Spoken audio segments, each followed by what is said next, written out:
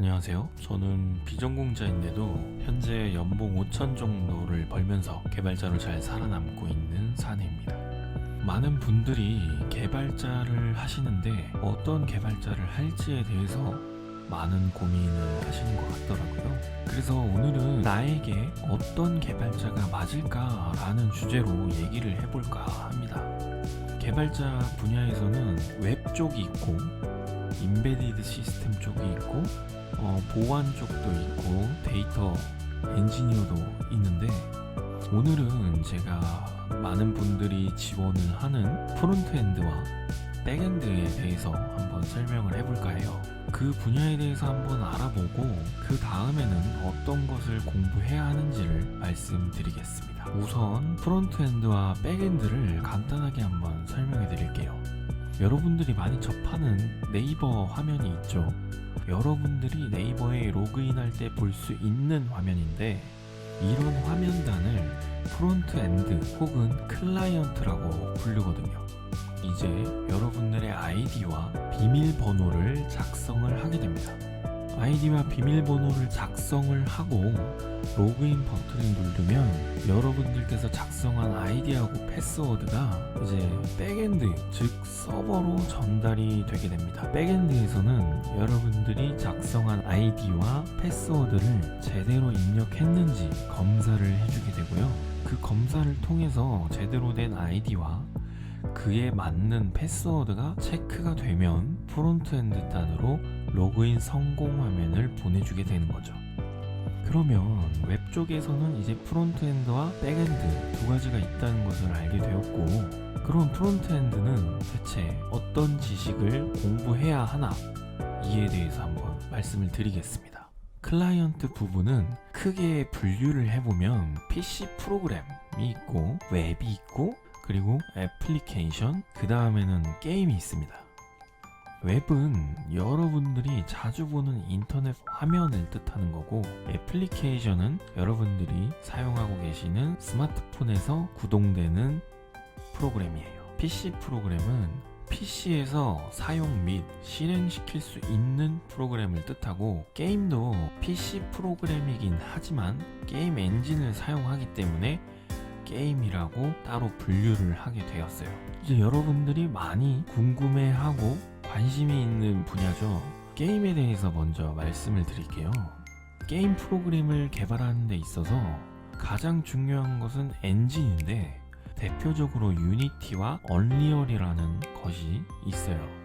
유니티는 모바일이나 캐주얼 게임 같은 것을 개발하는데 많이 쓰입니다. 그리고 직관적인 인터페이스를 가지고 있기 때문에 초보자들이 접근해서 사용하기 좋은 장점이 있죠. 그 다음은 언리얼 엔진인데, 언리얼 엔진은 미국의 에픽게임즈에서 개발한 3차원 게임 엔진이에요. 그리고 전반적으로 게임 환경을 제공하는 통합형 게임 엔진이고요. 대표적으로 이 언리얼로 개발된 게임은 언리얼 시리즈, 기어즈 오브 워 시리즈, 그리고 블레이드 앤 소울, 바이오쇼크, 서든 어택 2도 언리얼로 개발이 되었습니다. 그리고 언어는 어떤 것을 사용하느냐, 유니티는 C샵을 많이 사용하고요, 언리얼은 C++을 사용해서 개발을 합니다. 제가 인베디드 시스템을 개발하고 있는데 여기서 제가 C++를 많이 쓰고 있거든요. 그래서 제 나름대로 C++를 쓰는 게 어떤 게 있을까 하면서 찾아보았는데, 언리얼 게임 엔진에서 C++를 많이 사용한다고 하더라고요. 그래서 제가 그 사실을 처음 알고 놀란 것도 있고, 저도 게임에 대해서 좀 관심이 있다 보니까 유니티로 아주 작게 미사일 피하는 게임 정도 한번 만들어 본 경험은 있습니다. 그 다음으로는 PC 프로그램이에요. PC 프로그램은 이제 앱과 조금 비슷한데 윈도우 OS, 맥 OS, 그리고 크로스 플랫폼이 존재합니다. 윈도우 프로그램을 개발하기 위해서는 비주얼 스튜디오라는 툴을 사용해서 C 언어와 C++를 사용해서 개발을 합니다. 그리고 요즘에는 제 주변에 보았는데 업무 자동화를 위해서 파이썬을 사용해 개발하는 경우도 많습니다. 맥OS 프로그램도 윈도우 프로그램과 마찬가지로 맥 PC에서 사용할 수 있는 언어를 사용해서 개발하시게 됩니다. 이제 크로스 플랫폼이라는 것도 존재를 하는데 여기서 사용하는 툴은 일렉트론이라는 툴을 사용해요.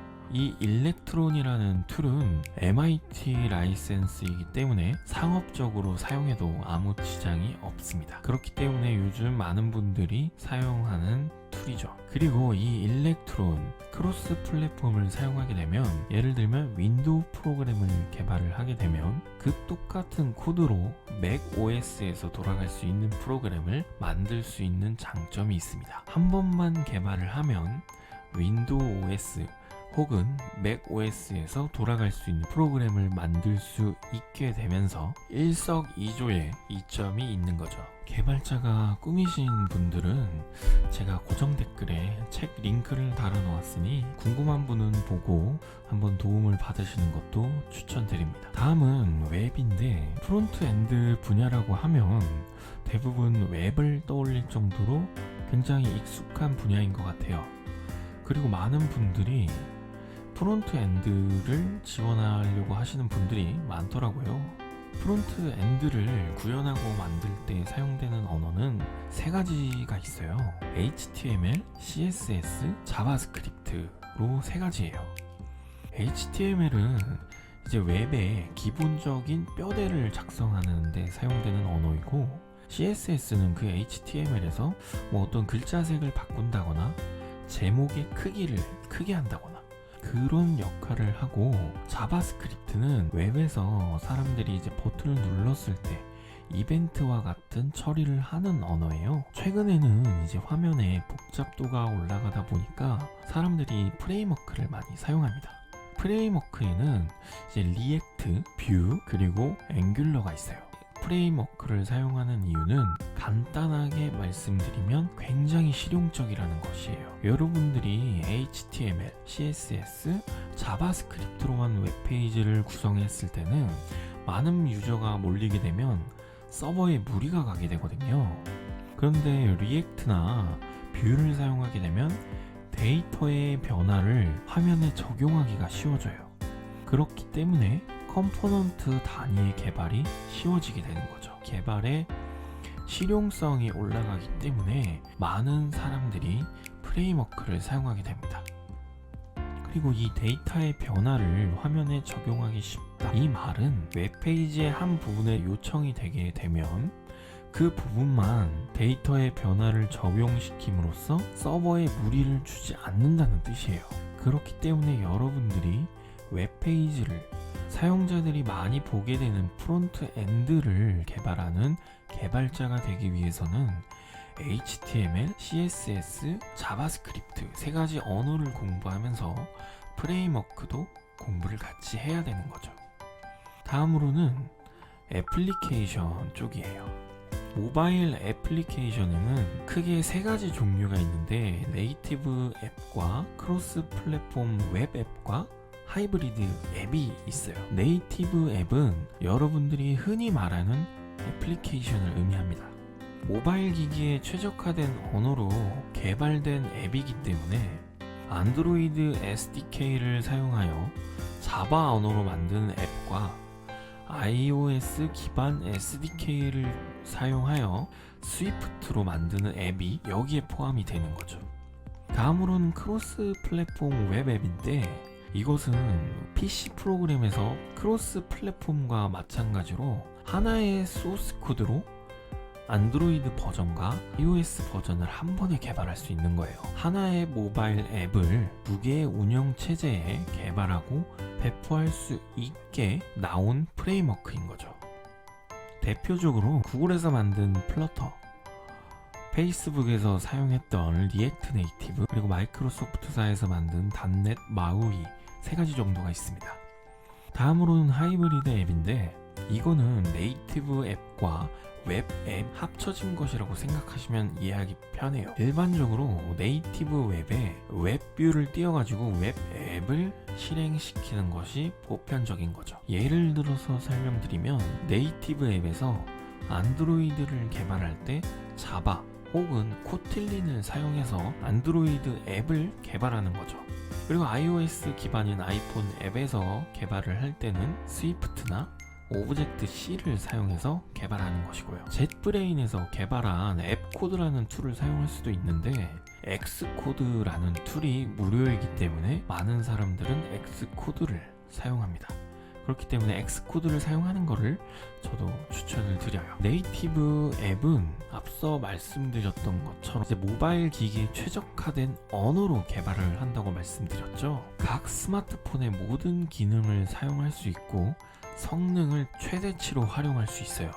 예를 들면 카메라나 GPS, 블루투스 등 기기 내의 장치들을 사용하거나 영상 편집과 같은 성능이 중요한 앱은 네이티브 앱으로 많이 개발을 하게 됩니다.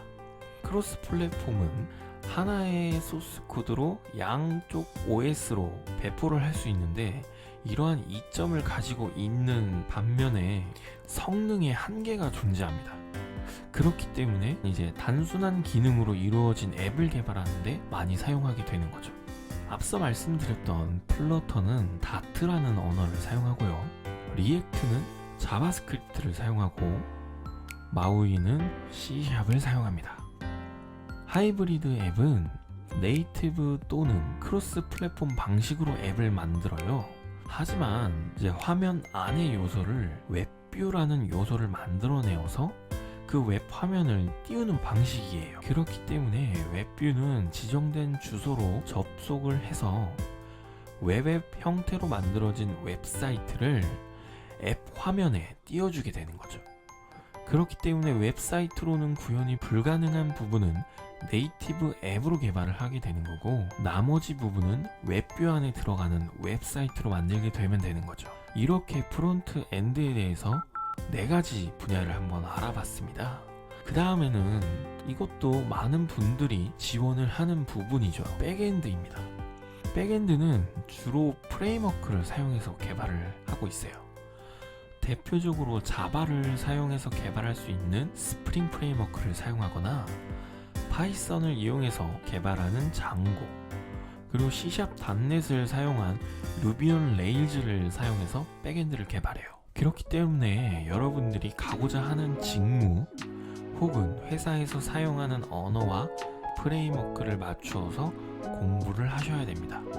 자, 이렇게 오늘은 프론트엔드와 백엔드에 대해서 한번 알아보았고요. 다음 시간에는 제가 현재 몸을 담고 있는 임베디드 시스템 개발자와 AI 관련 개발자에 대해서 한번 설명을 드리도록 하겠습니다.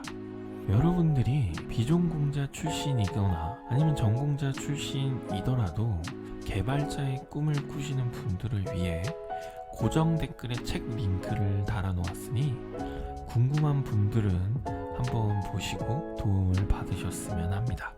오늘의 영상이 여러분들에게 도움이 되었거나 공감이 되었다면 구독과 좋아요 부탁드립니다.